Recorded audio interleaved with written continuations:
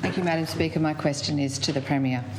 Premier, the day after you released your budget as your first budget as Premier, Treasurer and Minister for Climate Change, the Bureau of Meteorology and CSIRO released their State of Climate Report 2020.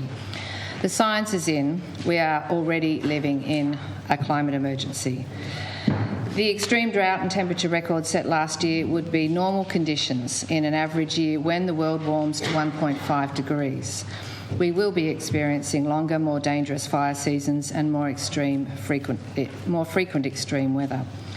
Huon Valley residents ravaged by fires in 2019, the apiarists who lost a year's honey, and the vineyards who had to bin their vintages have already had experience of that.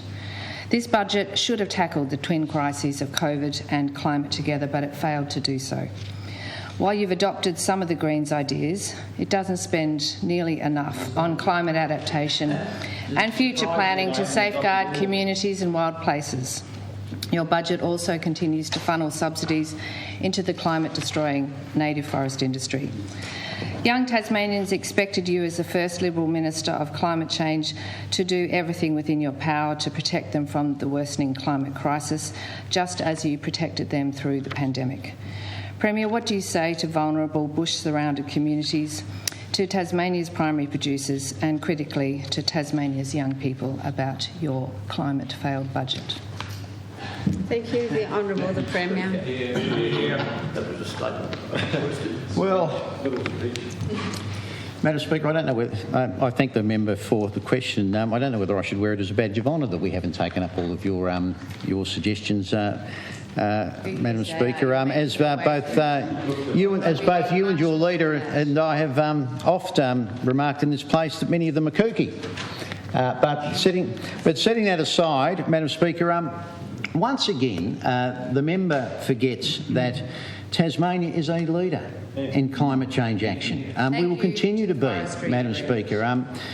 We have the lowest per capita emissions of all states and territories and are one of the lowest emitters of carbon dioxide on the planet, Madam Speaker. You know we have achieved our target of net zero emissions for 4 years in a row. And the most recent data for 2018, Madam Speaker, shows that emissions are 111% lower right now today than what they were in 1990, Madam Speaker.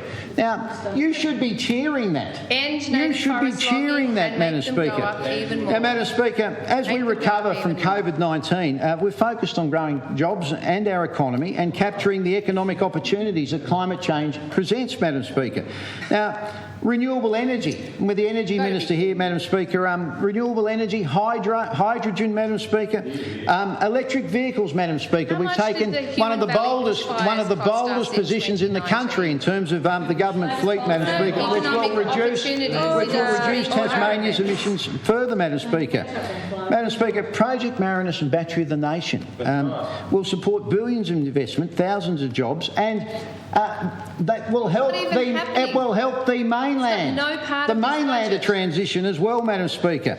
Now, Madam Speaker, in this budget, Madam Speaker, we're the first government to provide a loan scheme, an emissions loan scheme for large businesses, for large emitters to actually take steps to reduce their emissions. We've set a target to transition the government fleet to 100% of EVs by 2030, Madam Speaker. And that will underpin, as you well know, a second-hand EV market here in the state, which doesn't exist, Madam Speaker. It's not the action that we need. $15 million for public housing energy efficiency measures to reduce emissions and, importantly, energy bills for the people that live in those properties, Madam Speaker. We're reviewing the Climate Change Act, Madam Speaker, and we're reviewing our target, Madam Speaker, with a view to strengthening our legislation, increasing the ambition of our approach, Madam Speaker. Madam Speaker, I could go on, but one matter that was raised was in terms of householders, and I think an important part of the question in terms of ensuring that they are ready for the coming bushfire season, Madam Speaker. Well, we've announced a $17.6 million package to support Tasmanians and improve their safety from the threat of bushfires, including $8 million for the State Fire Commission, which includes the creation of a new division of the Tasmanian Fire Service to manage the planning and response to bushfires, Madam Speaker. The $9.3 million, the $9.3 million government's fuel reduction program, Madam Speaker, which includes $300,000 to provide tips and work with the community, Madam Speaker, to assist them to improve their circumstances, Madam Speaker.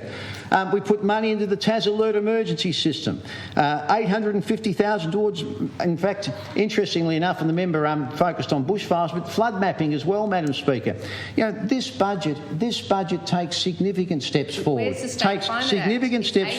But I'll come back to the nub of the question, Madam Speaker. Madam Speaker, it is as simple as this. No matter what we do on this side of the House, unless we shut down the native forest industry, you will not be happy.